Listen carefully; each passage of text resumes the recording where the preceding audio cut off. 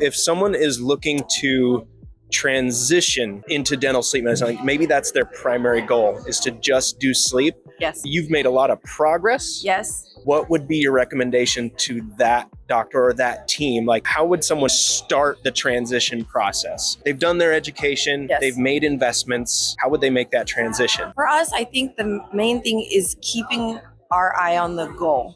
If we know that's our ultimate goal and that's where we want to get, then it's so easy to get caught up for all of us in anything that you're doing. It's so easy to get caught up in the everyday daily grind. So you must constantly keep track of your goal. Over time, we've seen going from 0 patients to about 10 or 15% of my schedule being sleep to now I would say almost I'm close to about 70% of my schedule being sleep, only because we constantly kept looking at our kind of what's tracked, what's tracking. Monitored gets improved. So keeping your eye on that ultimate goal, and it's almost like magic. I mean, it sounds like voodoo stuff, but it's almost like magic where the minute you keep your eye on that goal, how it ultimately gets you there. And that's a leadership thing. Yes, definitely it is. Which you've learned a lot about. And I keep learning from you too. Yeah.